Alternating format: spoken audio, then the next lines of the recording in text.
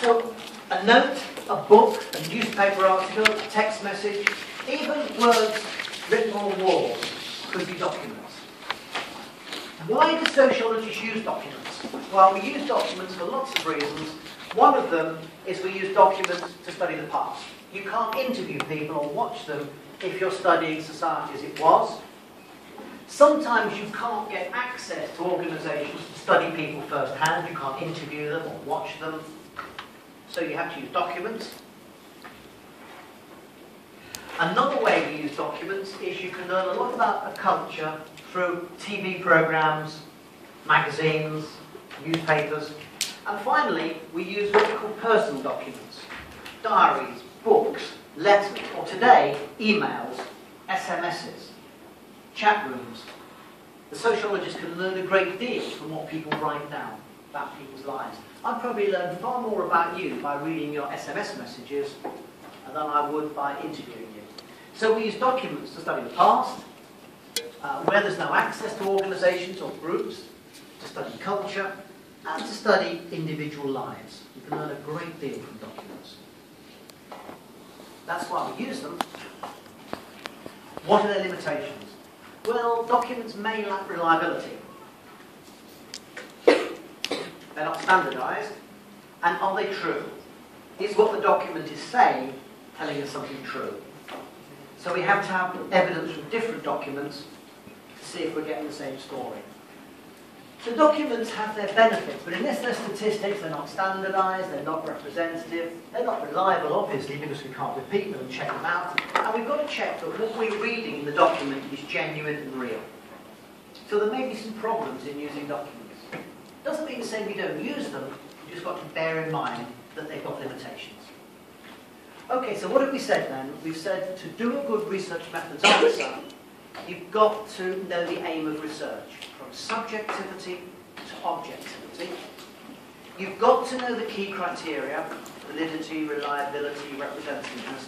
This is how you analyse research methods. And you can also just check out that there may be a question on secondary data, statistics and documents, which may have limitations. I think it's almost certain the question will be on interview or observation, but it may be on statistics or documents, so be careful, you need to know them as well. Any questions for me on methods? As I said, these are the easiest question on the paper. It's a 10-mark question, really. They're easy marks. I'm trying to take you through before lunch a way of getting full marks. Remember, use the key criteria, explain your answer, and relate it back to the example you've been given. If you know what a method is, and what it does well, and what it does not so well, and you do those three things, there's no reason why you shouldn't get full marks for that question. Okay. Take a break now. Don't leave the room unless you really need to. Just take a couple of minutes break. Check your notes on methods. Think, is there anything you're missing you don't understand? I'll leave some time for questions. And we'll then, in a couple of minutes' time, we will start that horrible 14 or 16 mark question that every student on this programme hates. Mark Staber Durkheim. What I'm trying to do is make it easier for you to get more marks on this question. It's because you may be given a problem in the exam and you have to choose the method. Normally, you'll be given the method, like you were in the mock exam, but it may say, here's a problem, advise this school, this organisation, the government, what method to use and why. So what we've seen is that all these methods have their advantages and their limitations. So imagine we were asking a different question of eating utensils. What's the knife? The great advantage of the knife is that it cuts stuff up. But a disadvantage is when you put things in your mouth, they fall off and you might cut your mouth. A great advantage of the spoon is you can scoop things up, but a disadvantage is you can't cut food with a spoon very well. The fork is great for putting things in your mouth. It's one of the major advantages of the fork is it's easy to transfer food from plate to mouth. But a limitation of the fork is when you try to eat liquids or soup, it drops through the hole, it drops through the bars. So what do we do in the real world? Well, probably we cut the food up with a knife, we eat the liquids with a spoon, and we put the food into our mouth with a fork. It's exactly the same with research. The technique is to make sure we use the right method for the problem. And then we don't have any problems. Let's just play around with this in case you get sent a question which is asking you to choose the method yourself. Right, here's a problem. Now, for people in rows 1 to 4, would you look at number 1? I'm a researcher and I'm going to a school, and the school wants to find out, is there a correlation or a link between students' social background, you know, their social class, where they come from, what their parents do, and their exam results at school? Which method would you use and why? I want to do a statistical study of the relationship between students' social background and their education performance. Talk to each other about this and choose a method. If you're in the middle rows with the guy in red, the girl in white, do number 2 for me. I want to do a study of students' experiences of being bullied or harmed at school. You know the word bully, do you? Okay. Number 3, I want to find out if students are misbehaving outside school. What I mean by that is, are they using the school computers to go on Facebook and to look up unsuitable programs on the computer? Are they going out of school to buy cigarettes and alcohol? What method would you advise me to use and why? Okay, you choose the method. Talk to the person next to you. Choose the method and tell me why.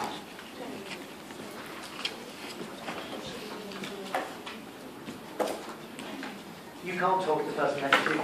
You can talk to him now.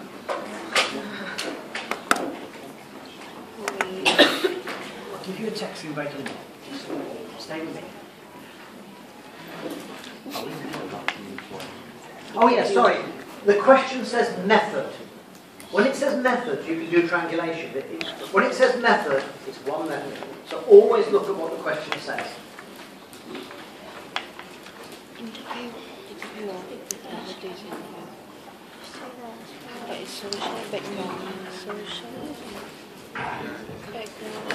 Okay. The correlation one, what do you use? No? What are you going to use, guys?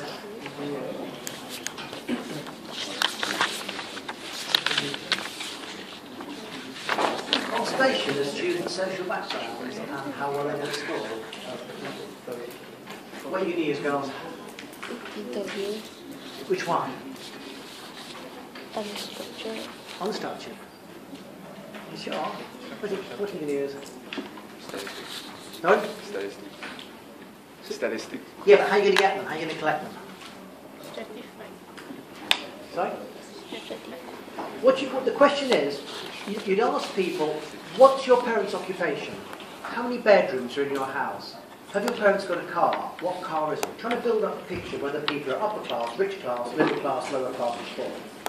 Okay? And then you're going to check that against their education performances. Now, what research tool are you going to use to get this information? Because? Questionnaires. Because? Because there are large population size and more conditions.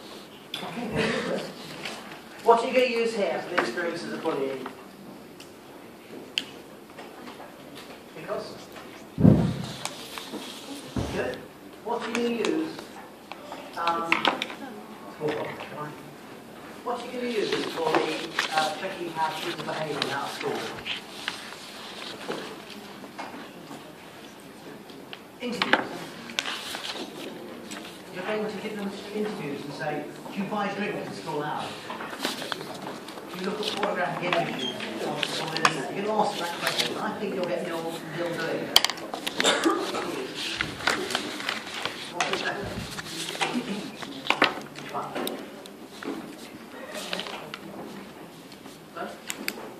Yeah, which type? Which type? What's your which type of? Okay, let's look at the answers. Now the first one is a correlation. You want statistics and you want factual information.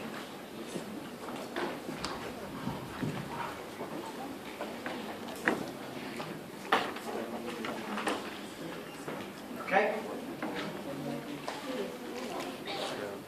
Now, the first question asks for statistical factual information. Therefore, your method has to be structured into your questionnaire. You're asking kids about where they live and you're checking this against their school results. It's a survey design and you have to use a structured questionnaire because you want clear statistical information. What about the validity problem we talked about an hour or two ago? Well, as long as you keep the questions very clear. What's your father and mother's jobs? What car do they drive? How many bedrooms in your house? Those kind of clear questions, there is no ambiguity. You don't have a meaning problem. So whenever a question is asking for clear, statistical, factual information, it's always survey design, questionnaire, structured interview. Why? It's the only method that's reliable and gives us standardised statistical data. Now, in the middle row, whoever I spoke to was right. The key for the second one is experiences. If you want to find out about how people feel and think, what's happened to them in their past lives, you can't gain the information with the questionnaire, neither can you watch them. You can't hang around in a school to see if somebody's bullied, because you only get about 1 or 2 incidents that you never see. So whenever you see the word experiences, opinions, emotions, it's in-depth, qualitative, unstructured interviews. The final one is how do you study kids' behaviour out of school hours? Well, you can't give them a questionnaire or an interview because they'll all say they don't do it. So it has to be participant covert observation. You have to get into the school in some way or other to find out what kids are doing in their spare time. Researchers would have to go in as assistant teachers or as cleaners or as technicians to see what kids were doing in their spare time. So whenever the question is asking for behaviour, it's some form of observation.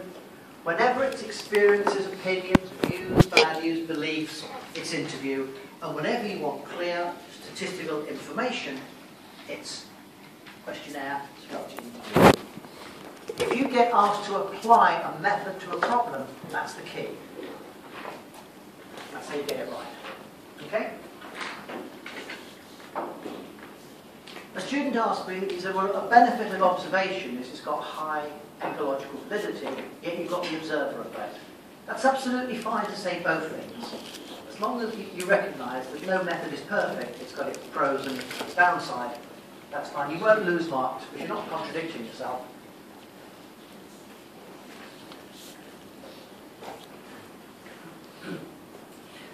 Let's go back to those criteria things we looked at earlier on this morning. Imagine you say, it's a good example, imagine you said, I want a girl who's rich, I want a guy who's rich, successful, humorous, very funny, successful, nice, kind. You'll never get all these things. It's very rare to get all these things in one person. So you say, okay, I'll settle for the money, or I'll settle for the good looks. Okay? It's exactly the same in research. No one research method fulfills all the criteria, so you have to use more than one or compromise.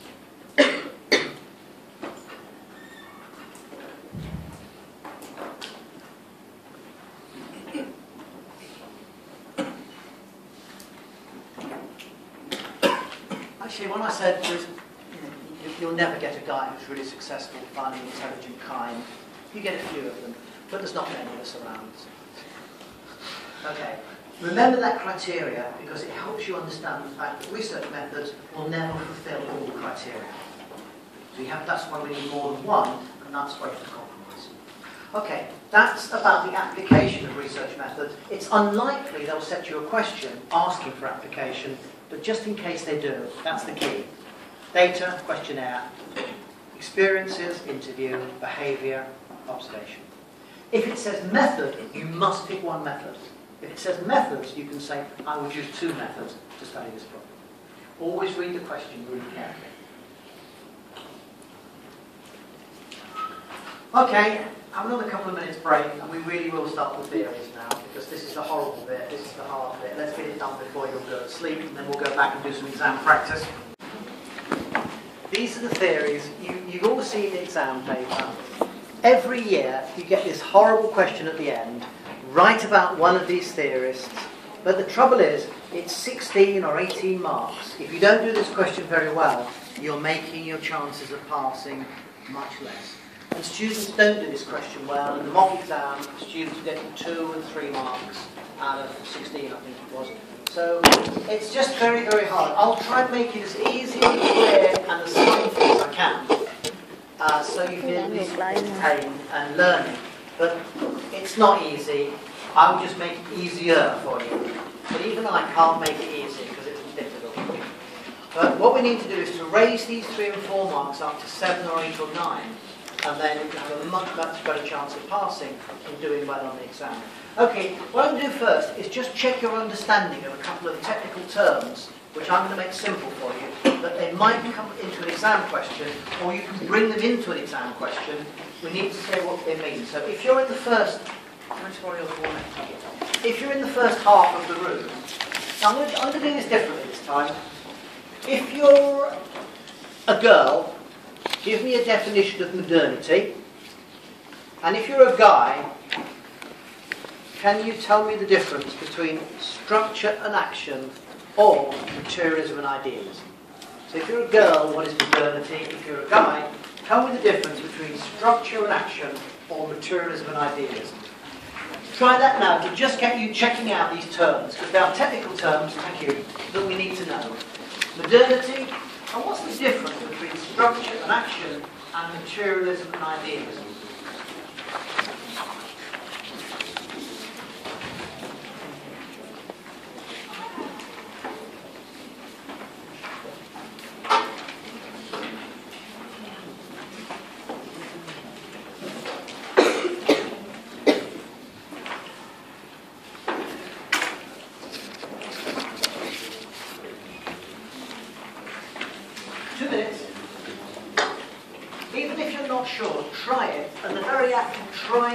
Definition, trying to make a comparison, will help you understand it as I'm going through it.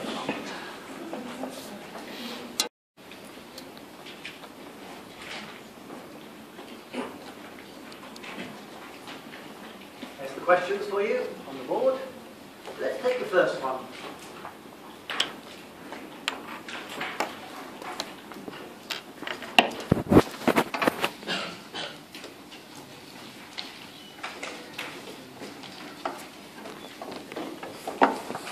Visualizer and make it easier for you here. Let's take structure and action.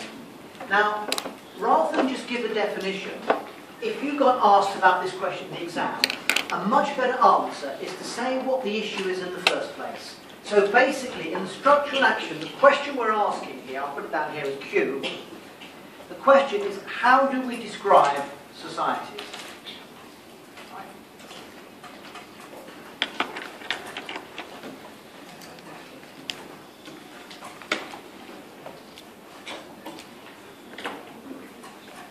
Keyword is describe.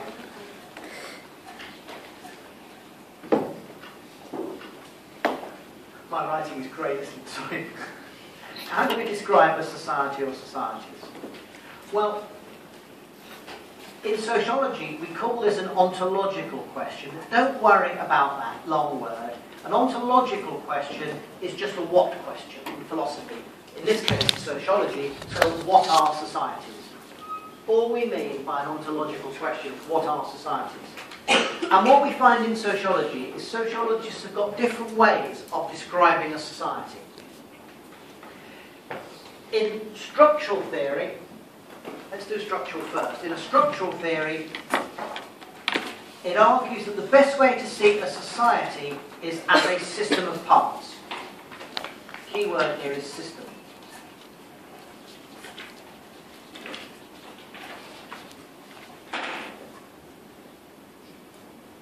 In structural theories, what they're doing, they're looking at societies as a system of interrelated parts.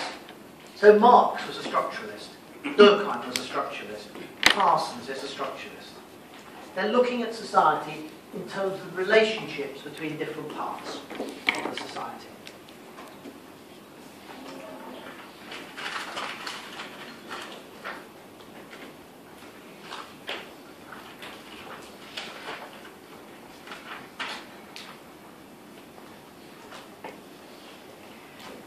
However, some sociologists say, I'm not sure about that, there's a danger you might forget the individual. So what we mean by action theories is you have first of all to look at individual behaviour and work back to the system. So, in summary, what this issue is we're asking, how do we describe a society? Some sociologists see societies as systems of parts and work down to the individual. Other theorists, like Mead, for example, will begin with individuals and move outwards to the system.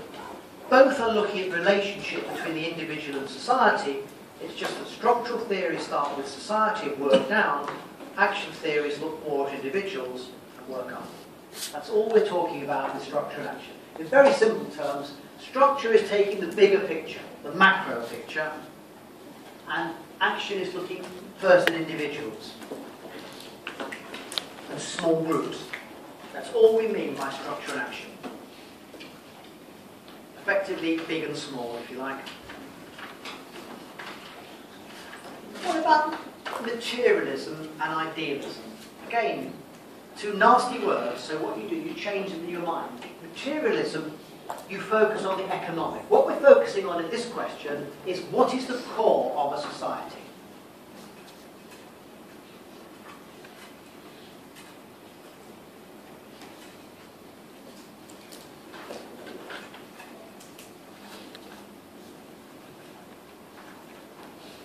What's the heartbeat of a society?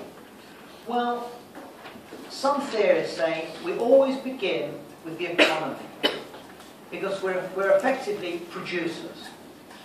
So what defines a society is production, and we call that a materialist view.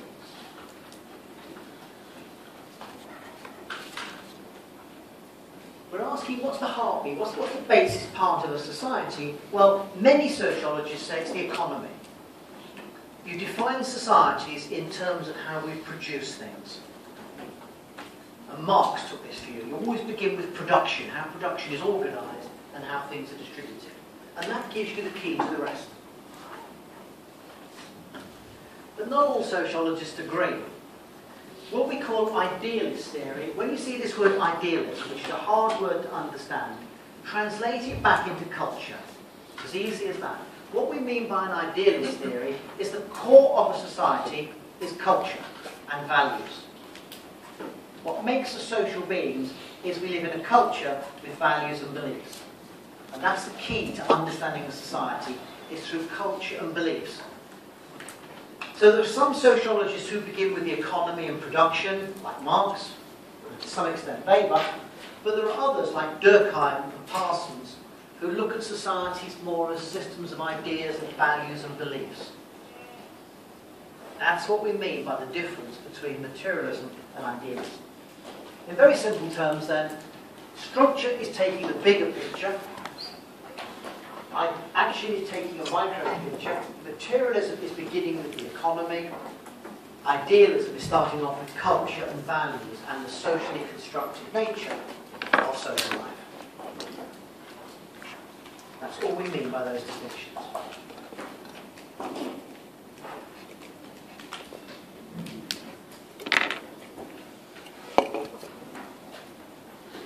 We've just spent this 10 minutes in case you see these words in an exam question, or also you can bring them into exam answers.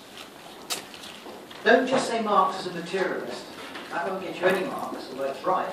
You say Marx is a materialist because he saw the core of a society as its production. Once you add that extra sentence, the examiner knows that you know what you're talking about. Durkheim was an idealist because he saw the core of a society as its culture and values and ideas. A lot of people will write Marx as a materialist, but they haven't explained why. Always have this word in your head, because. Because.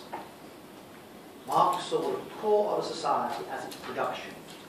That may be the materialist. Okay? Just an exam skill is to explain your answer. If you're writing the word materialist without explaining what it is, then you're not getting any marks. Even though you're right, you're not explaining why. Okay, now I'm going to start the theory tour, and then I'm going to give you a breaks in between, because it's not easy, and I'm going to make it easier. Modernity. Now, I know what you wrote for modernity, but modernity is two things. All we mean by modernity is the transition from a land-based society to an industrial, productive economy. It happened in Western Europe 200 years ago, that it's gradually happening all over the world.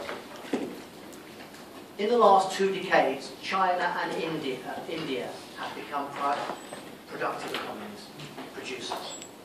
Other parts of Southeast Asia will follow. It's the move from a land-based economy of growing things to an economy of producing things. And what comes out of that is urban society, shopping malls, lots of offices, technology. So at the materialist level, the economic level, it means the transition from a land-based society to a production society. But of course we don't just live in an economic world, we live in a cultural world. And from the cultural point of view, or the idealist point of view, modernity is something else. It's a changed way of thinking. In traditional societies, they're dominated by religion and belief. It's not that religion goes away in modern societies, but it becomes a personal belief. You may believe in God, you may not. It's your choice. In traditional societies, everyone believes in the divine. And traditional societies, things are done because that's the way they've always been done. My father did it, my grandfather did it, my great-grandfather did it. That's what we do. That's how things are done. In modern societies, it doesn't work that way. We do things for a reason. It's rational. So if we're living in a traditional society and I say to you, why did you come to SIM? You'd say, my father came to SIM. My grandfather came to SIM. My great-grandfather came to SIM. It's what we do. But you wouldn't say that. You'd say, I came to SIM because I wanted a London degree. It was near where I lived. I heard it was a good university. You would have a reason for why you came here. And that's a transition from traditional action, doing things because that's the way they've always been done, to doing things for a reason. A pragmatic, rational reason. And the final thing you need to know about modernity is sociology began as an attempt to explain modernity. Back in Europe in the 19th century, people were flooding out of villages and urban locations into towns and working in factories and producing lots and lots of goods. And sociology began trying to explain this change. So all the modern theories you have to learn, Marx, Weber, Durkheim, they are theories of modernity.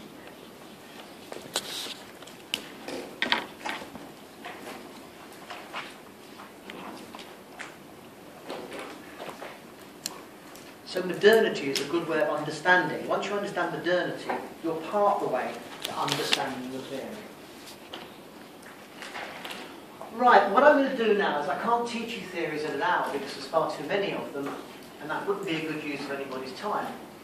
What I'm going to try to do, having got some of the basic ideas out of the way, is to give you a map to help you understand theory yourself.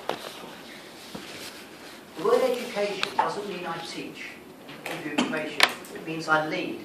I show you a way of doing something, and you choose to take it or not. Every year I go to these functions and I meet alumni and say, thank you very much, Steve, you got me through sociology. I was struggling until you came along. I've never got a student through sociology in my life. You will get yourself through sociology. I'm just here to help and guide you. So what I'm going to give you is a map to make these theories much, much more easier, and to give you some tools to make writing about them much clearer and better. Okay?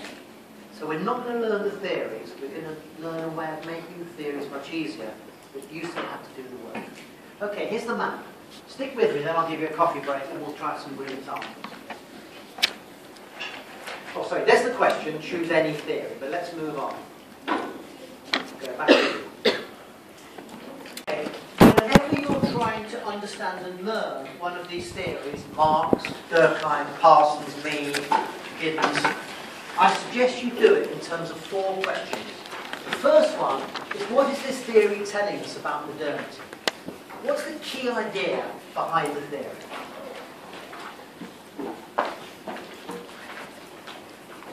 If you had to describe Marx's theory in terms of 1 question, what would it be?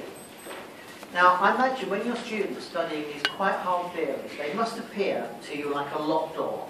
All this knowledge, and you don't know what's inside them. The way to open that door with a key is with the question. What key question, what key interpretation is the theory offerings of modernity. And once you know that, you're inside the theory. So always begin with what is the theory asking about modernity. The second thing you have to do is you have to analyse, you have to identify some key concepts, some key ideas from the theory.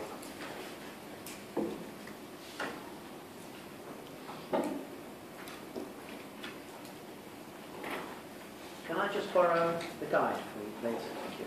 Now, obviously, when I look at chapter 4, and I'm looking at Marx and these sorts of things, all this massive information about Feuerbach and Hegel and the Frankfurt School or whatever, it's ever so much. Remember, you've only got to write a page and a half on these theories.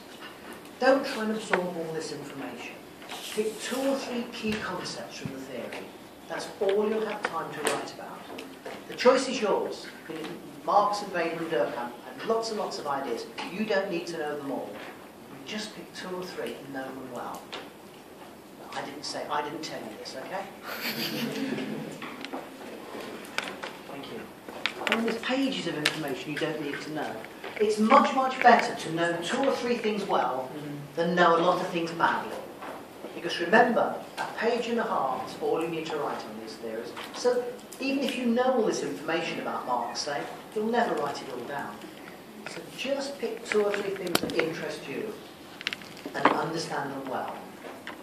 Now the third thing you need to do when you're revising theories or understanding them is you have to know what we call application. These are the basic learning skills I went over with you earlier on today. Skills on analysis, application and so on. The reason for this is the question will never say to you, tell us about Marx, tell us about Durkheim, tell us about functions.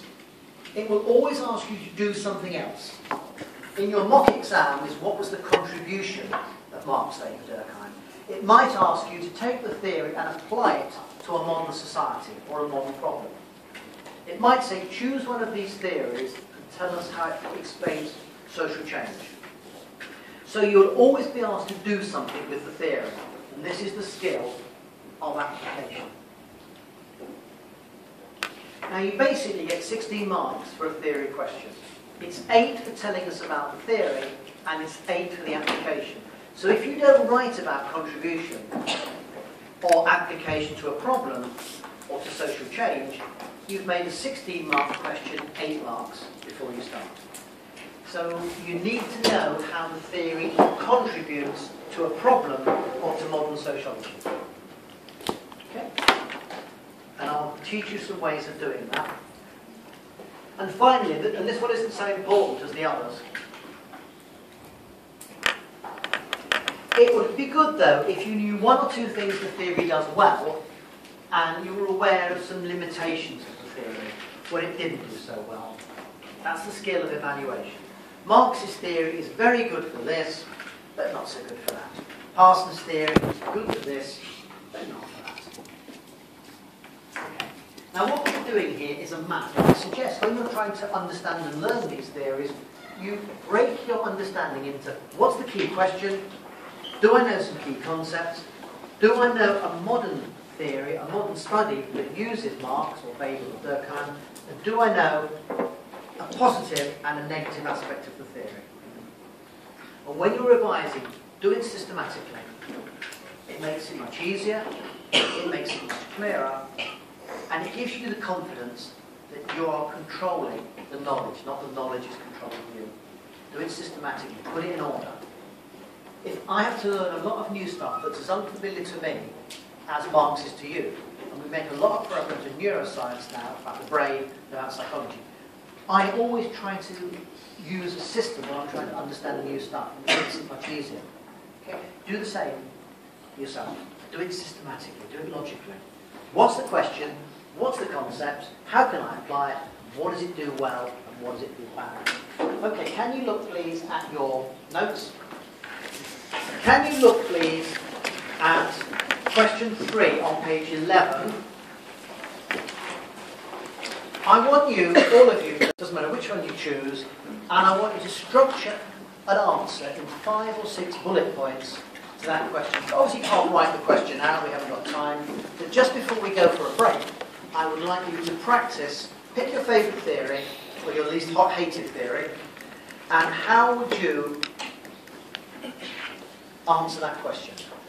What does this theory tell us, and how has it contributed to the development of sociology? Thank you. Okay, have a few minutes of that. If you prefer to talk to the person next to you and do it collectively, that's fine. If you prefer to work on your own, that's fine. Just have a few minutes planning an answer, because before you write this answer, you will plan it with a few bullet points. So how would you plan it? Okay, have a go at it for me, please.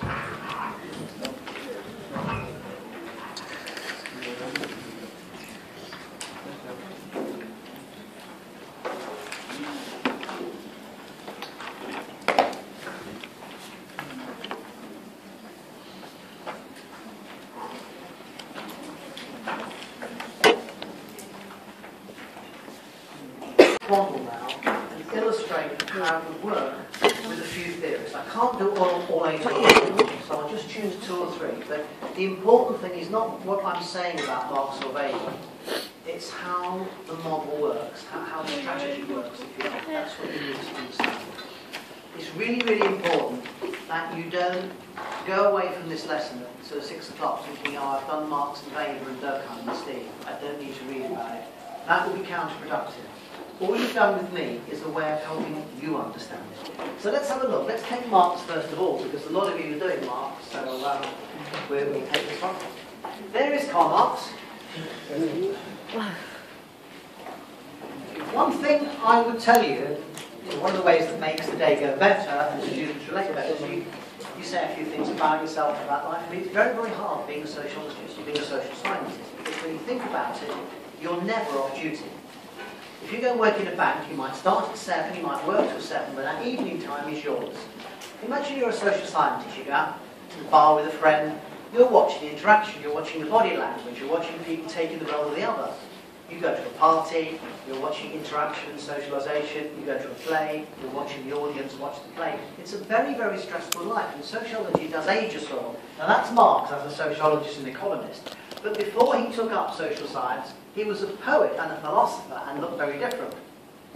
That was Marx, the philosopher and the poet. 3 years of sociology, and he totally that is because it is a very stressful job. And you know, I'm 33 years old, but I know I look older because sociology is a 24-hour job. You know, it just ages you very badly. Rosie is, I think, 40. If you have Pontipa 1, she's about 28, I think. You have Adrian Tang, he's 13, but looks older because sociology is a very stressful job, so it does age us, and that's what happened to Marx. So be warned, don't take up sociology. And I'm not really 33, I think. 34. Okay, now what was Marx's interpretation of modernity? That's the first one. Well, you could put many things, but I think the key thing for Marx was that modern societies were market societies. For the first time in human history, societies were dominated by the market.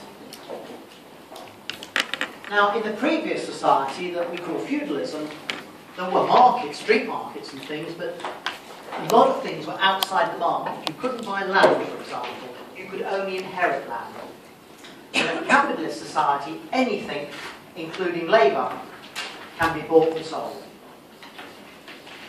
And Marx called this society capitalism. Capitalism is a market society. It's run by the capitalist ruling class.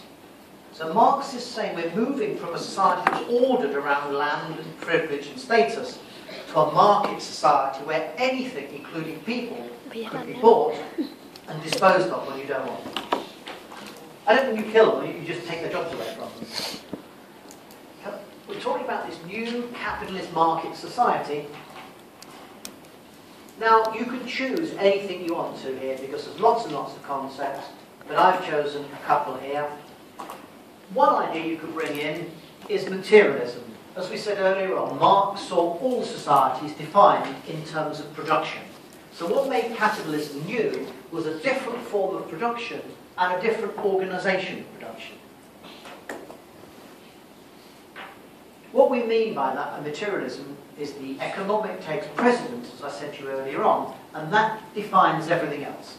So as societies industrialise, you need more skilled labour. So you have more schools, more colleges. In a land-based society, you don't need education to cut the grass and milk cows. Anyone can do it. But you need more skills to work in an industrial society, so many more people have to be educated. Another key idea of Marx was, why is there inequality? Why do some people have so much wealth and other people have so little?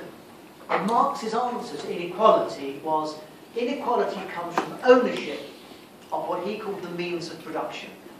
In everyday language, we talk about the factories, the land, the banks, the shopping malls. Some people own these things, and that's why they're the ruling class, and the rest of us just sell our labour to the ruling class. So the key division for Marx was ownership or non-ownership of the means of producing wealth. Now you might think, well, Marx was writing a long time ago, things have changed, and of course they have, but they haven't changed that much. I don't know what it's like in Singapore or Indonesia, Vietnam, but I know in UK, for example, in most Western countries, for example in UK, the top 10% own 50% of the wealth. So half of all the wealth in the UK is owned by a tiny minority of the population. And it's the same in most developed countries. We've got a very, very rich elite group, and the rest of us just sell our labour. Why are the rich rich? It's because they own things. They own factories, shopping malls, banks, financial institutions. So another key idea of Marx is social class. Another one that a lot of students write about, I haven't put it on my overhead, I can always mention it, is alienation.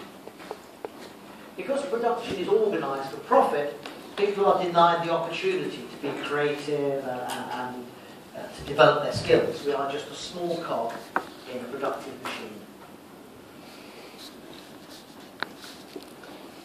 Now there's lots and lots of other ideas from Marx you can bring in. Marx's view of power, for example. But as long as you have 2 or 3 key concepts, that is enough. How many concepts can you write about in half an hour? So don't waste your time trying to learn 12 or 15 or something. You just need 2 or 3. But know them well and know how they fit into the theory. It's no good writing down materialism, class, alienation. You've got to explain them and show how they're relevant. But you haven't got time to write more than about 2 or 3 concepts. So don't learn any more. Use your time elsewhere. Application. How can we take Marx's idea and apply it?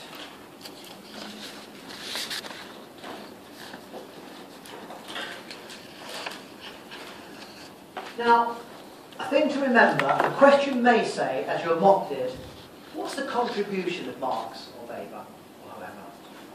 Or they may say, apply it to a modern problem. It's the same question. If you say what's its contribution, you're talking about more modern studies.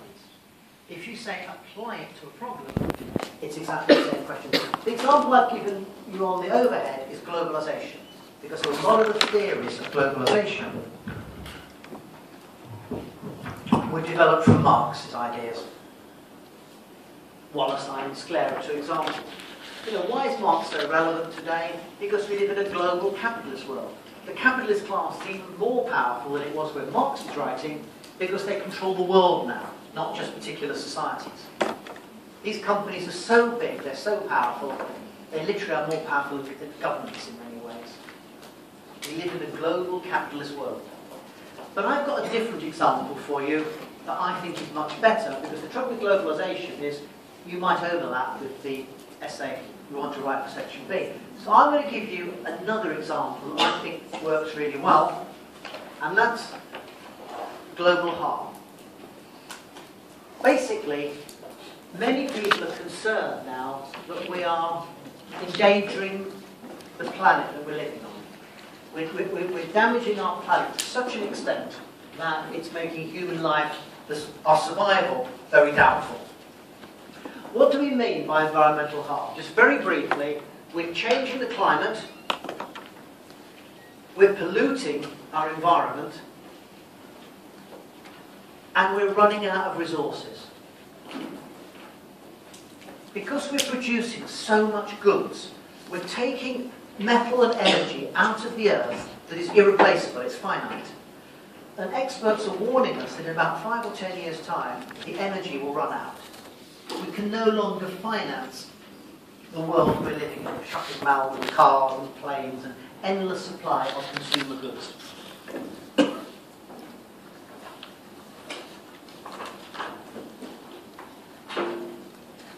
Now, I promised you early on a Marxist theory of the hand phone,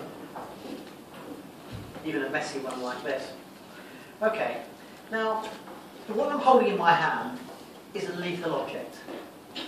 There are very dangerous metals in this mobile phone, extremely dangerous, but when you put them back into the land, 90% of all mobiles get buried. They don't get recycled, they just get dumped. When you put these phones into the land, these metals leak out, and they, over time, get into the food chain and the water supplies. And that's well documented now in poor countries. Where we dump all the waste we don't want from the affluent West, in Africa and India and countries like that, the areas are polluted. But it's not just India and Africa that suffer, it's now moving through the food chain. We found on the polar ice caps pollution coming from dumping toxic metals. Now, if I throw my phone away, it doesn't matter, does it? When you throw yours away. But we throw 1 billion away a year of these very, very dangerous things. It's exactly the same with disposing of other electrical goods.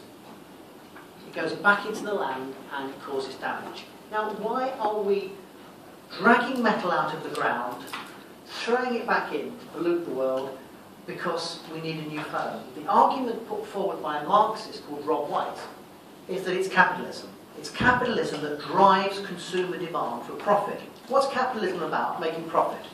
So Apple, for example, by changing their brand every couple of years, they make us want a new consumer good.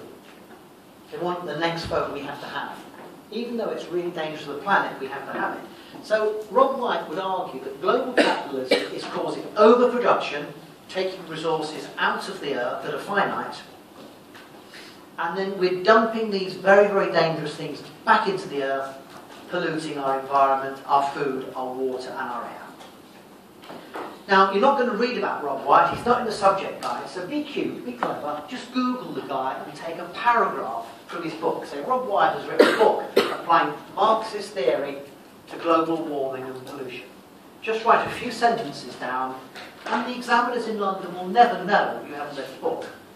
It'll just seem like you have.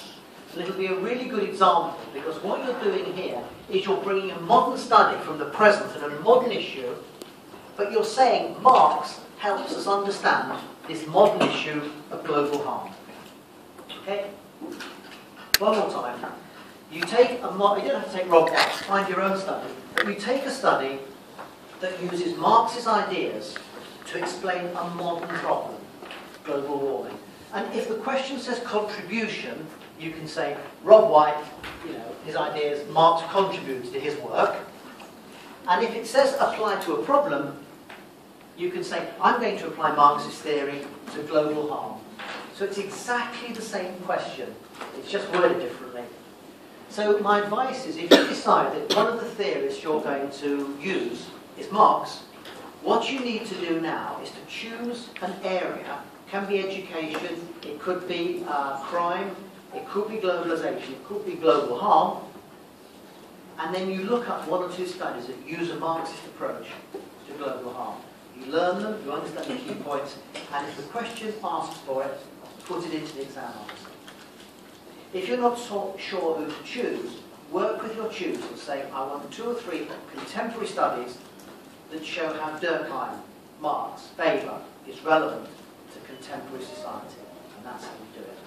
The great strength of Marxist theory is it links the economic to the social. It shows how economic production changes society.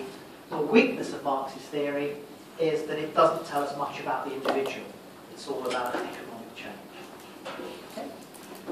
That's how we do it, though. What's Marx's key question? Interpretation of modernity, capitalism. It's a market society. What are his key concepts? Well, materialism, social class, power, alienation. You choose. How can we apply Marxist theory to a modern problem? Well, try global harm, try global crime. That's a pretty good example to show how this theory is relevant to a major issue today. What's the weakness of Marxist theory? It doesn't tell us much about the individual. It doesn't tell us enough about consensus in society. But that's how you do it. Interpretation, analysis, application, evaluation. Try to understand the theories this way, and it will make it much easier for you, much more systematic. Now, as I was going around, some students said they're doing Weber. Okay. By the way, the word at the bottom is consumerism. I won't ignore that word. I will come back and explain it because it's relevant to identity. Okay. Now, if you remember the picture of Marx, Marx is quite cheerful, wasn't he? A big smile. The question I'm going to leave you with now is, why was Weber looking so serious and so sad? Because Weber had a very different interpretation of the modern world than Marx, and he was much more sad. Okay, that's the question I'll leave you with. Think about over a cup of coffee. It's 5:25. Have a quarter-hour break, stretch your legs, go to sleep, play with your phone, have a cup of coffee, walk outside. If you're going to the cigarette corner where we're allowed to smoke in this campus, you might see me there. Come and say hello. We've made a film on environmental harm from a sociological point of view. Now, I don't suggest your tutor to show it to you, but there's a little tiny segment of about 3 minutes in the video where we talk about a Marxist and Weberian approach to global harm. Get your teachers to show you that 3 or 4 minute sequence, and it'll be really helpful, I think. Or go and look at the film up yourself, and just find the bit in the end of the first section where we talk about a Marxist and a Weberian approach to environmental harm. So if you'd like to use that as your example, then that might be helpful. The other thing that we've done, I mentioned to you I think earlier on, was we've made 4 short videos specifically for this programme on what is sociology, cultural identity, thinking sociologically, and social construction. And all of them are kind of tailor-made for this kind of programme. So I'm hoping your teachers will show them to you. Because again, they're not long videos where you can sit there for half an hour and watch people talking on and on. They're 3 or 4 minute videos, but they do make the point quite easily. So some people learn better reading, and some people learn better visually. So, you know, it depends what sort of learner you are. But, you know, it's good to do both. Okay, we were talking about, I was trying to get this model across to you, and let's try Weber as another illustration. Remember, what we're doing is we're illustrating the model. We're not teaching Weber. There's Max Weber, who was born about 50 years after Marx, but was very much influenced by Marx's idea. Weber. The basis of Weber's theory was a little bit different from Marx. For Weber was more interested in the culture. I mean, he agreed with Marx about industrial production, but for Weber took a different approach. He was more idealist. And Weber was interested in the changed way of thinking, the way in which men and women in modern societies think differently from the past. It's what we talked about before, this process of rationalisation, moving from thinking traditionally to thinking pragmatically, to doing things for a reason. And for Weber, the hallmark of modernity wasn't that societies are capitalist, but they're increasingly rational. So there are many core concepts for Weber, but again, you would pick ones that interested you. Bureaucracy is an interesting one. Weber said that as societies modernise and more organisations take over our lives, life becomes more bureaucratic. Everything we do has rules we have to obey and abide by. And Weber didn't like bureaucracy. Don't write that Weber invented bureaucracy, as some students do. Weber hated it. Weber said individuality is being taken away because we're living in this bureaucratic world. And a very good phrase, if you want to write about Weber, to bring into your exam answer, is Weber talked about the iron cage of industrialisation. The iron cage. Weber said, because we're living in a society that just produces more and more and more goods, we have to have more and more organisations, more and more rules, and we're just trapped in this inevitable cycle of just producing more things. Now, the reason that Weber was pessimistic is Marx Marx didn't like capitalism, but Marx saw a way out. As you probably know, Marx thought that political change would take place and the working class would take over society. He thought there'd be a revolution, so capitalism became socialism. And he thought that would produce a much fairer, better, less alienating society. So for Marx, things were going to get better. The problem was capitalism, and you can get rid of capitalism and make life better. That was Marx's idea. Yes, capitalism has all sorts of inequalities and harm, but really, because the working class are producing all the wealth, they will take over society. And it'll be much fairer and much better, and that's why Marx was smiling. Now, Weber thought differently. Weber said, it doesn't matter that societies are capitalist, they're industrialist, they're industrial. And whether the government is capitalist or socialist, they are condemned to just produce more and more things. And Weber predicted that when capitalism became socialism, things wouldn't get better. And shortly after that, there was a big revolution in Russia, and all the Eastern European countries did become communist. And then a few years later, China became communist. And the argument is the lives of people in Russia and China better than in the West? Probably not. It didn't seem that communism brought this wonderful new life that Marx predicted. If anything, things got worse under communism. People were more controlled and more regulated and more exploited. So the problem for Weber is he didn't see a way out of industrialisation. He didn't think things would get better. He agreed with Marx that capitalism may give way to socialism, but he thought it would make societies worse rather than better. It wouldn't solve the problem.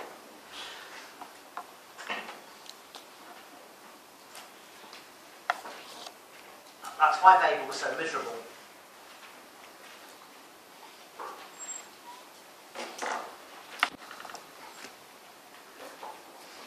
Weber was so hard-working. He had a wife called Marianne, who was very, very nice and helped him with his work. They were very good friends, but apparently the marriage was never consummated.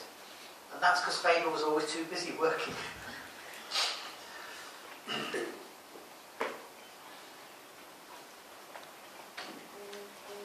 How can we apply Weber?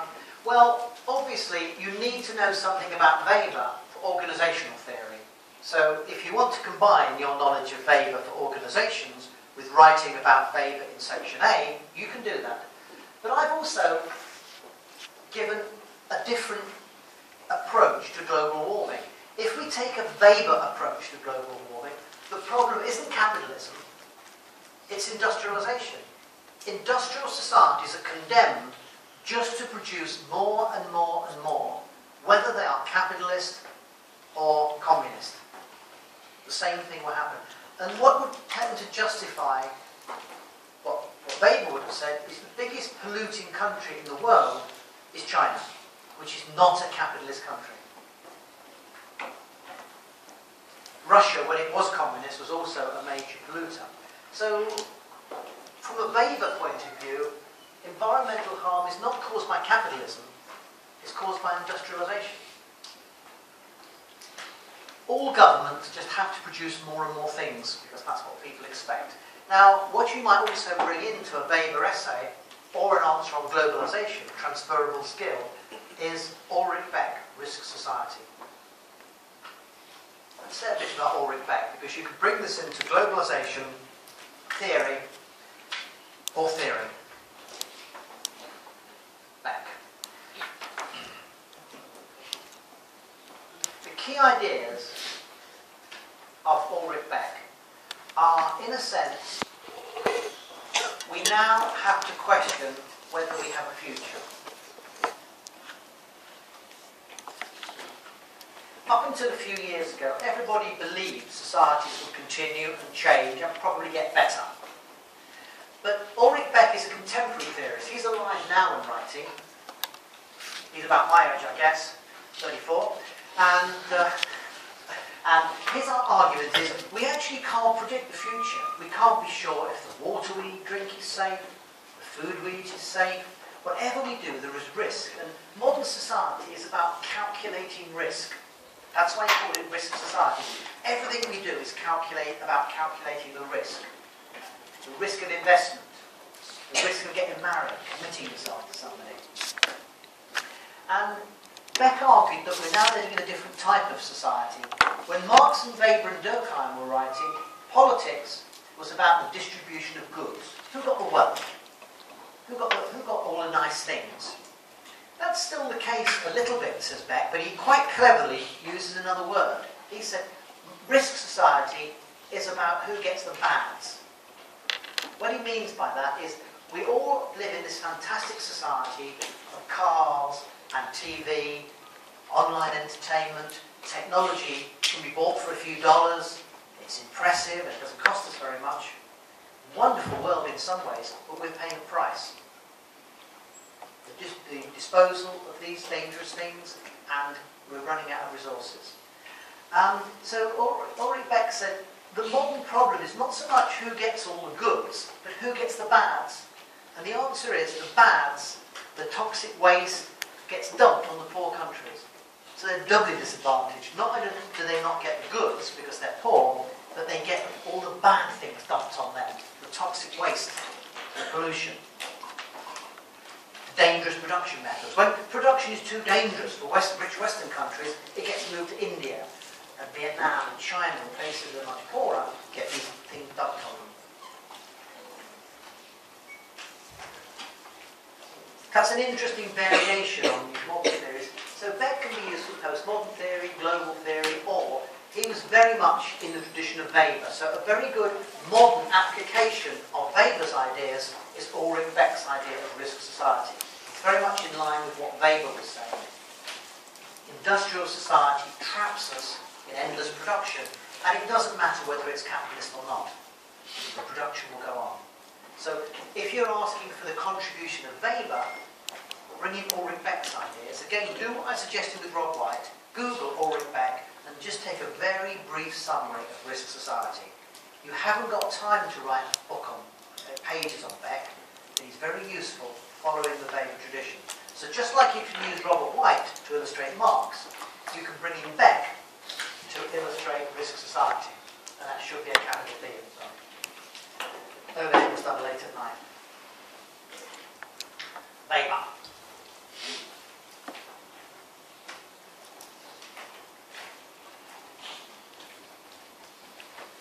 Critique, well, Weber, like Marx, doesn't really tell us much about individuals. It's another big general theory about the way history is moving. Now, you've got the model now, so we've got to move on and finish this course and give you some exam advice. But basically, Talcott Parsons, you might want to write about. Now, I put Parsons up there because Parsons and Durkheim are very similar. So if you want to write about Durkheim, I'll just say a few different things, but they're very similar. Basically, both Parsons and Durkheim were interested in the question of order. How is the order in modern, complex, individualistic societies? And the answer both of them came up with was societies is very different, but we are interdependent. Although society is fragmented with people doing lots of different things, different professions, different jobs, we're all dependent on each other. And countries are dependent on each other in many ways. So there's a new form of solidarity, which Parsons and Durkheim call organic solidarity.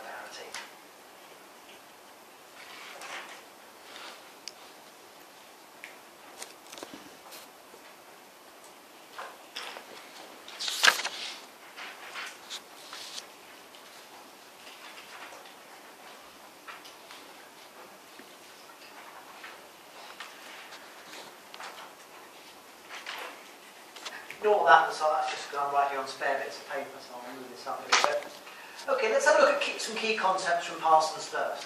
Obviously, the key idea here is function, because the theory is called structural functionalism. So Parsons saw society as a system, but he also saw society as a system of functioning organisations. Now, basically, what we mean by this is Parsons' view was what we call evolutionary.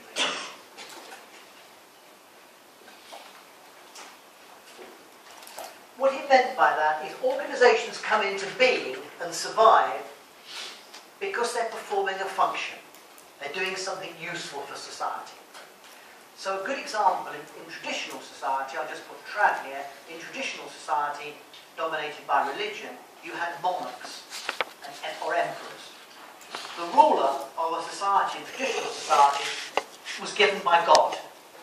You know, God decided you were the king, you were the emperor. And all power was vested in the crown, the emperor or the king. Now, as societies change and power moves away to the population at large, the monarchy dies, it's got no function. So it just disappears. So most societies, 200 years ago, every society had an emperor or a monarch. Now, no societies really have these, very few societies have these rulers.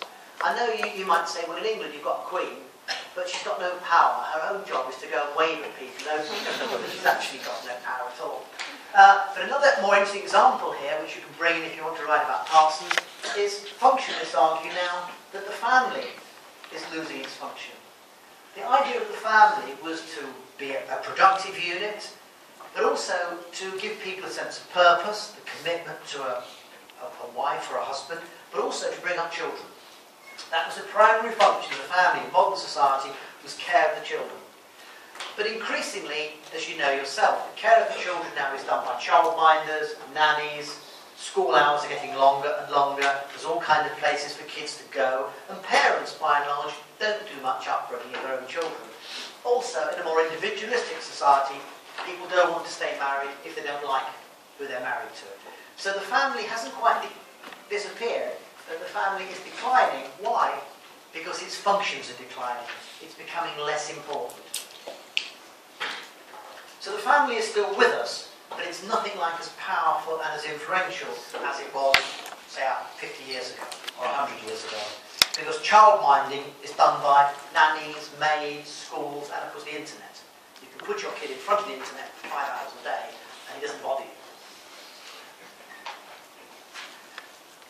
I'll give you one more example of the functionist idea, which I think is a good one, because functionists distinguish. Education is a very good application of functionist theory.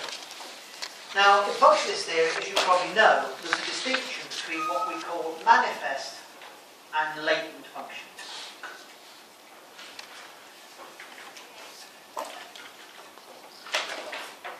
Let's take the example of education to illustrate this.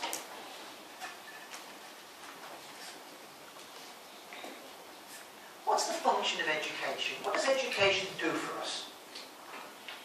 Well, the common sense view is education is important because people need to learn to read and write and learn languages and geography, and that's why schools are important. No, say the functionists, these things could be picked up and learned easily.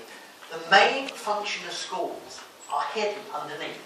The main function of schools is to teach discipline.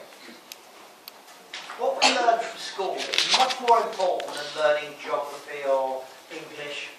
Is what we learn at school is turn up on time. Do what you're told. What schools teach us is a hierarchy of authority. We learn at school, you get rewarded for doing what the school likes, and you get punished for doing what the school doesn't like. So we learn discipline, we learn reward and punishment, and we learn to do what we're told. We learn to recognise as a hierarchy, as a status. This is why we're compliant workers. This is why when you go to work and when I go to work, we'll do what the institution expects. Because from a very early age we were taught this discipline at school. So the main function of school is to teach us to be obedient. And functionalists say that's far more important than learning English or Chinese or maths. You can learn these things anyway. There's a second thing that schools do. Schools select. We can't all go into top, high-paying jobs. We can't all become managers and doctors and lawyers and high-status jobs. So the idea of the school is to select the few who will go on to success, and the rest will stop education. They won't get the qualifications, and they go and work in the shops. They go and wait on the tables. They drive the taxis.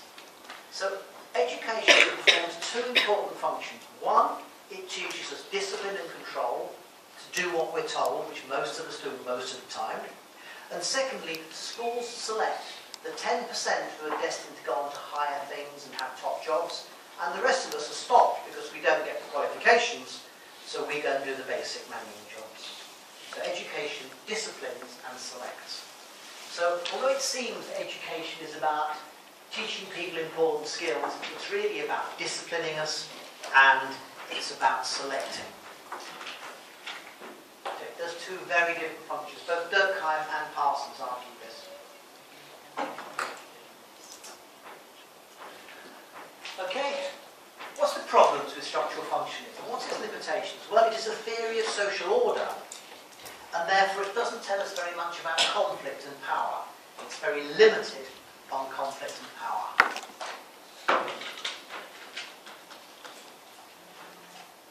So the crosses, it doesn't tell us much about conflict, inequality, and it doesn't tell us much about power and control. Now, remember, this doesn't make the theory wrong. All of these theories answer some questions very well and some questions less well, which is why we need several theories.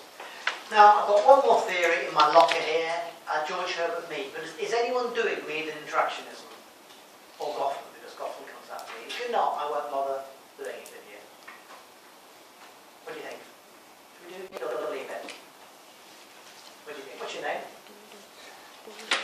What do you think we should do?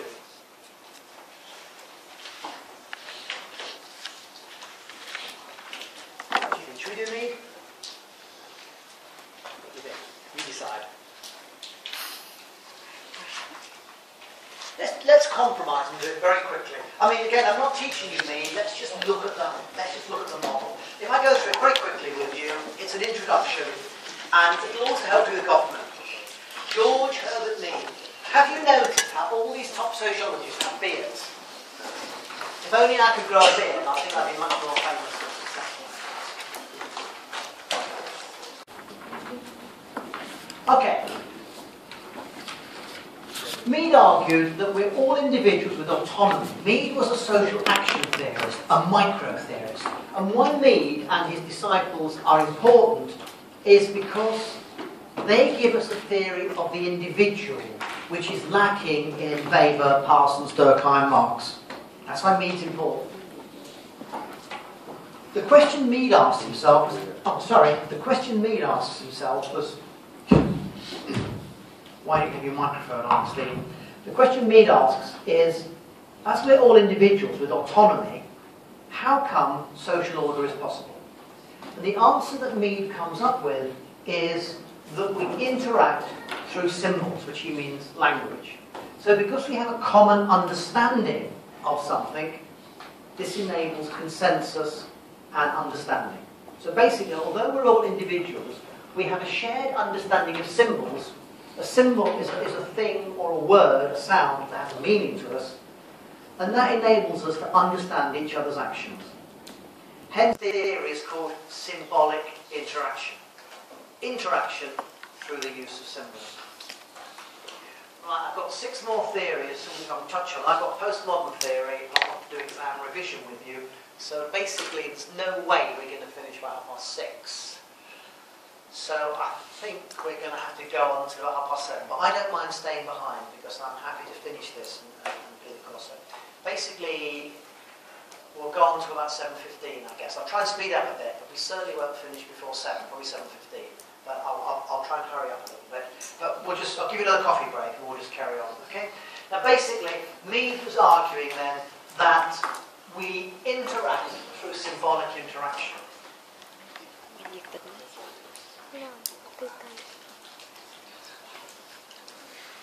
So, how is the individual linked to society? Has anyone got to be somewhere at 7:30? Is it going to cause a problem for you staying another hour? Okay, good. I'm just joking with you, we'll finish on time at 6:30. I was just giving an example of symbolic interaction. You don't know me, I've not taught you before, but you understood what I meant by saying we stay till 7:30. That's because we have a shared understanding of symbols. So you knew exactly what I meant. So all I was doing was illustrating how symbolic interaction works. Okay. Mead's key idea here is the individual is both individual and social, and he expressed this in two concepts, the I and the me. The I and the me. Okay, what he means by these terms is, I'll find some spare paper here to write on. You think they would leave some paper in the room, wouldn't you? For the UL lecturers, here we are, grab it here. Now, Mead said the individual is divided, the self is divided into an I and a me. These are just conceptual terms. The I is the individual self that has ideas and impulses. The me is the social self that takes the role of the other.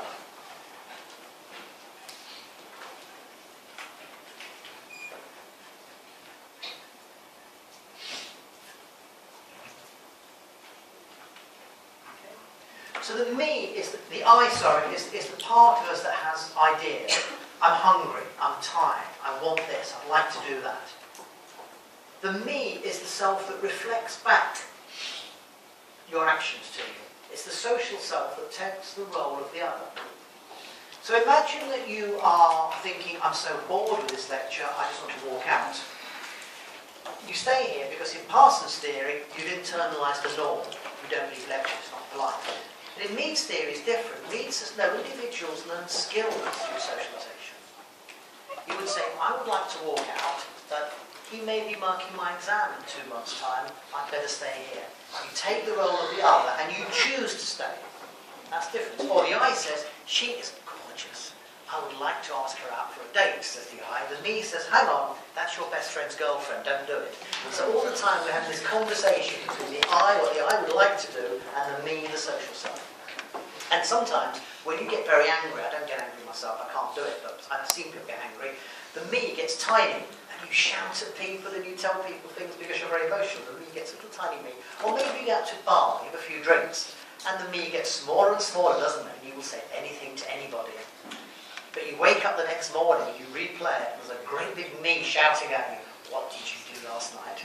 Ultimately, the me works. So what Mead is telling us here is consciousness is the I having impulses and drives and ideas and imagination, and the me is the social self. It's like a brake that monitors our behaviour back to us, so we normally, most of the time, make the right choices.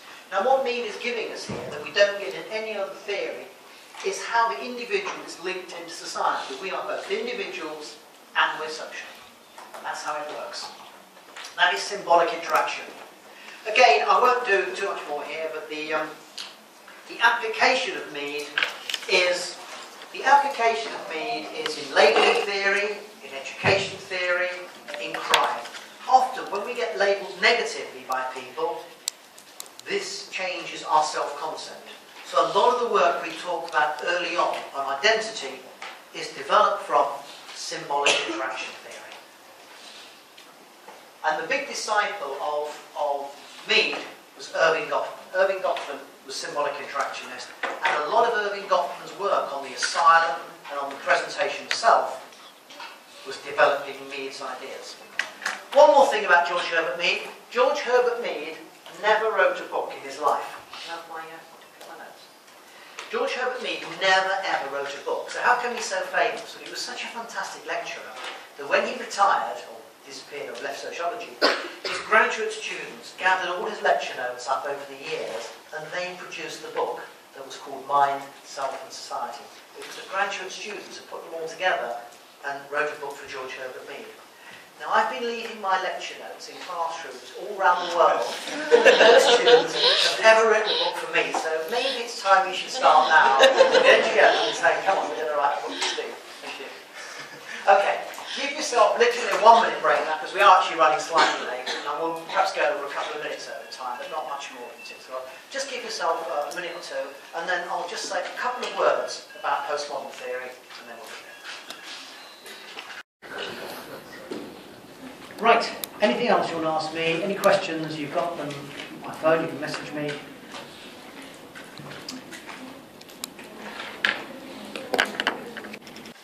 That's how it is. I want to try and cover as much as I can for you. Remember, with the theories, all I've done is give you a model to help you understand them yourself. Just to repeat myself, don't think I've done Marx, Weber, Parsons and Mead with Steve, because you haven't. All we've done is a way of looking at these theories, okay? Key idea, concepts, just 2 or 3. Application, evaluation. Now, one question you're bound to be thinking, even though you probably won't ask me, how many of these theories do I have to learn? Now, as a professor, I would say, well, obviously, all of them. Well, Mrs. Godfrey, I'd say you must know them all. But actually, I'm not. I think, well, look at it this way. I know in this part of the world, there's quite a lot of gambling goes on. If you're a gambler, learn one. The fun of going to that room with all my theory be there, it's adrenaline buzz, isn't it? So if you're a natural gambler, learn one. It might not be there. More seriously, my advice to you is I would learn 2 really well. I have a 3rd one as a backup. Perhaps you don't know quite so well, just in case there's a comparison or something. So I think if you have got a good knowledge of 2 theories, and a limited, some knowledge of a 3rd one, you should be really, really safe. Remember, the question might be on individual theorists, like Lamotte was, Marx, Weber, Durkheim, etc., or it might be on Marxism, action theory, functionalism, symbolic interactionism. Don't worry, it's the same question, just differently worded. Marx, Marxism, action Weber, structural functionalism, Parsons, and so on. Okay? So don't worry, you might be a theoretical name, or it might be a theorist. Same question.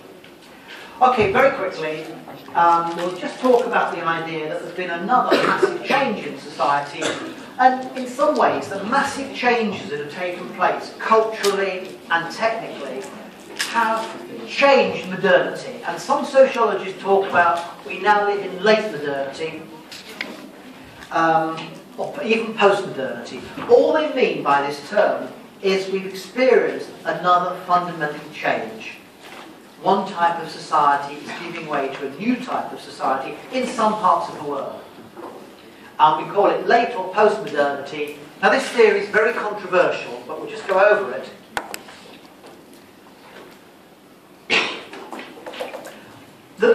The gist of the theory, the core of the theory, is the relationship between the individual and society is changing. And this is changing the way that we think about ourselves. It's changing our identity.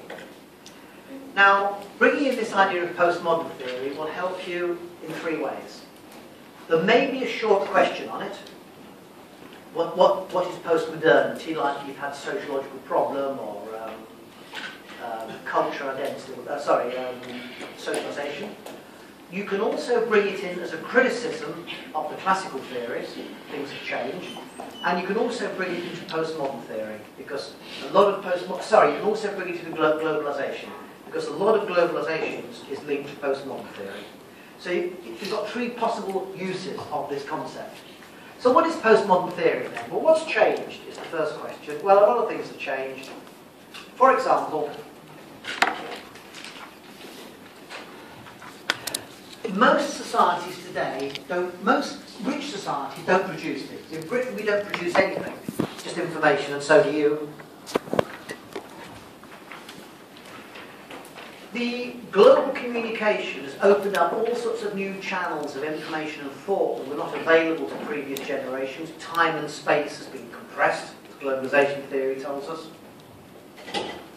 One of the consequences of being bombarded with information from outside of us is that institutions like family, school, have become less influential. Institutions have begun to lose their power over the individual. This is the theory, we're not saying it's right. The postmodern theory says as people become open to more and more new ideas and information, institutions become less powerful. The family, the school, religion, governments. Have you noticed, I think somewhere in China, they're trying to ban texting and Twitter and things. Can you imagine it? No governments can control the information that comes into a society. Even in fundamental Islamic societies, where they're all going around in veils and praying to God 25 times a day. What do you think they're doing in the evenings? Watching TV, drinking beer on the internet. No government can control the information that flows into a society anymore, even no matter how rigid and oppressive they are. And another consequence of this is we have far more choice. We call this individualism. So one of the things that makes the world you're growing up in very different from the one your mother grew up in, your mother and father grew up in, and the world your grandparents grew up in, is we have much more choice than we ever had before. Choice how we live our lives. Your mother probably thought, I'll get married, I'll have children, and that will be my life. You think, I may do that as well. Or you think, I may not get married, I may not have children. I may have children that somebody else looks after. I may stay married, I may not. Massive choice that your mothers never had. Their identity was to be somebody's wife and mother. You may say, I want that too, but you may not. You may choose to have a totally different lifestyle. That's the modern world. And the argument is we need some new ideas to understand this modern world, to change the relationship. Much more choice, increasing individualisation. Now, the argument is because we're so much more individualised, it's changed our identity. The argument is our identity no longer comes from where we live, what we believe in, our culture, our family, our government. These are the things that shaped who we were, as we saw earlier on this afternoon, social identity. But the idea is, in contemporary society, social identity is becoming less important and personal identity much more important. And a key idea here is consumerism. Let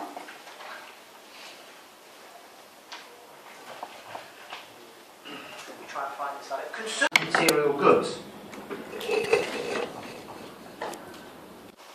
It means that we define ourselves in terms. We define ourselves in terms of what we consume. Let me say that again. Consumerism doesn't just mean we have lots of material possessions. Everybody knows that. Sociology goes further. With the idea of consumerism, they say we develop our identities in terms of consumption. We no longer define ourselves in terms of our nationality, our race, our family, our religion. Some of us do still, but more and more we define ourselves in terms of our consumption patterns. I am the technique, the tools I have, the clothes I wear, the football team I support, the lifestyle choices I make. Okay, let's bring the iPhone back in because it's a great example to bring into an exam. Imagine tomorrow a new generation of iPhones comes out. This will be a piece of scrap metal, well, mine is a piece of scrap metal, but yours will be a piece of scrap metal as well. We would all want the iPhone 7, the iPhone 8, not just because of what this phone will do for us, but because of what this phone says about us. We have to have this technology because we identify with it. Your phone, you can see this by just looking around the class now, your phone is not just a gadget, it's part of who you are. It's part of your identity.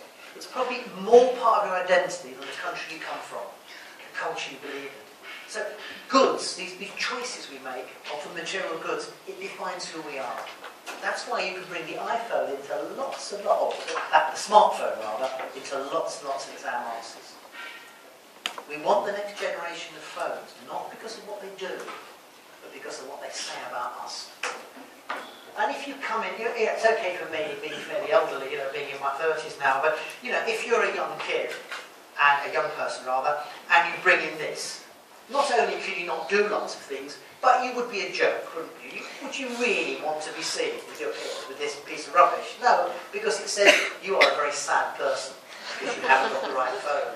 So the phone is a beautiful illustration of how we define our identities, not in terms of where we come from, the work we do, the beliefs we have.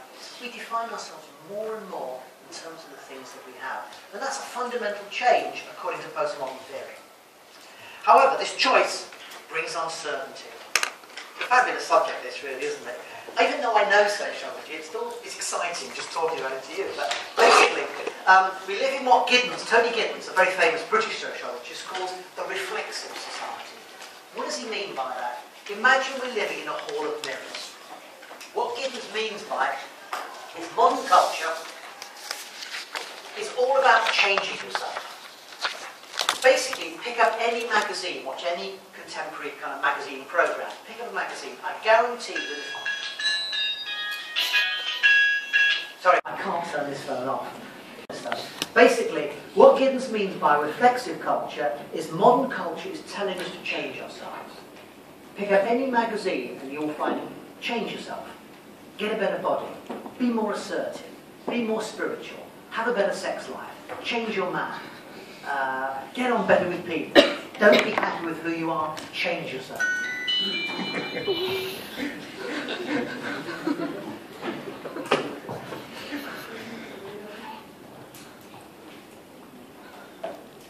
Okay, another way that's changing identity is we live more and more of our lives in cyberspace. An awful lot of our interaction now is not in the real world, it's on phones and on computers and pads. That can change your identity. You can be anybody in cyberspace. And a third thing that is giving us the capacity to change our identity is technology. Surgery and drugs and a whole range of things can change our personalities. We can take all sorts of medications now to change who we are. That wasn't possible in the past. And surgeries can change our identities completely. If you don't like being a guy, supposing you're a guy and you think women have a much better life, have the operation be a woman. If you're a girl and you want to be a man, you can go and see a doctor, pay a few $1,000 and become a man. Fine, that's what you do it. We've got a program in the UK called 10 Years Younger.